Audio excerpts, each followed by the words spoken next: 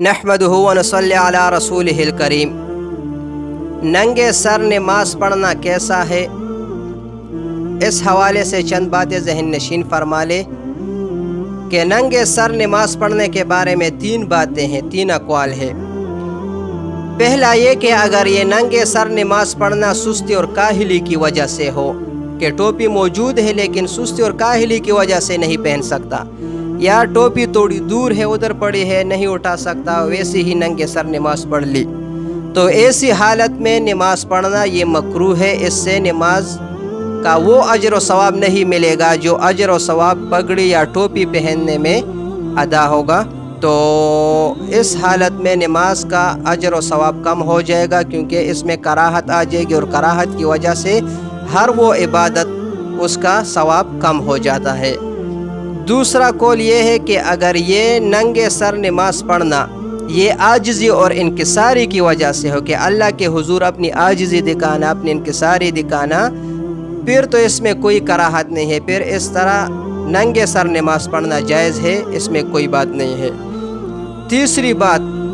یہ تھوڑی خطرناک ہے کہ اگر دل میں حقارت ہو اور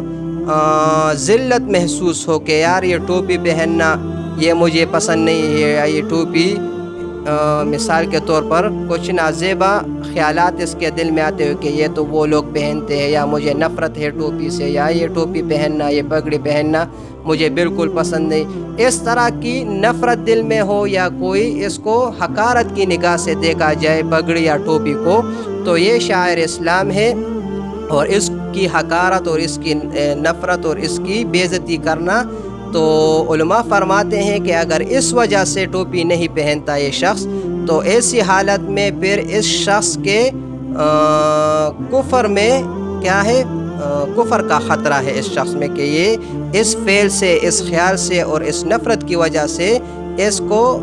یہ خطرہ ہے کہ یہ ایسا نہ ہو کہ یہ اس فعل کی وجہ سے کیا ہو جائے، کفر میں داخل نہ ہو جائے۔ تو برائے مہربانی جب بھی ہم عبادت کے لیے کھڑے ہوتے، کیونکہ یہ تو ایک یونیفارم ہے، جس طرح ہم اللہ پاک نے عبادت کے لیے اور اسلام کے لیے کچھ شرائط ہے کہ اس طرح ادا کرو گے تو آپ کو مکمل اجر و ثواب ملے گا، جس طرح ایک اسکول یا ایک کالج، اور اس طرح جج عدالت میں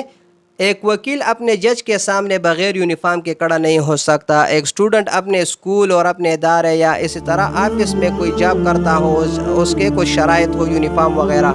تو جب ایک مخلوق کے بنائے ہوئے قانون کہ اتنی پابندی کرنی ہے کہ نہ تو وکیل جج کے سامنے بغیر یونیفارم کے کھڑا ہو سکتا ہے، نہ ایک سٹوڈنٹ اپنے ادارے اسکول کالج میں بغیر یونیفارم کے جا سکتا ہے، اس کو پرمیشن ہی نہیں ہوتی، گیٹ بند ہوتا ہے یا اس کو وہاں سے واپس جانا پڑتا ہے۔ تو جب اتنے چھوٹے سے مخلوق کے اور چھوٹے سے ادارے میں ہمیں اجازت نہیں ہوتی وداؤٹ یونیفارم کے، تو اتنے بڑے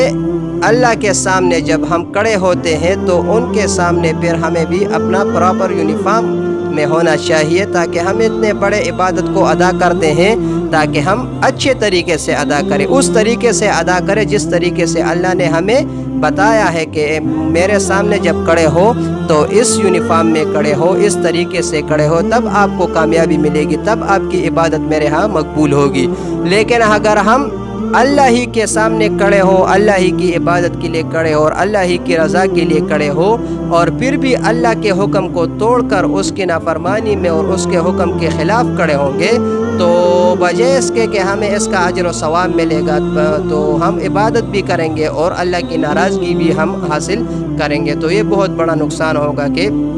اتنا مال جان وقت لگا کے اور اتنا ٹائم نکال کر دفتر سے، اسی طرح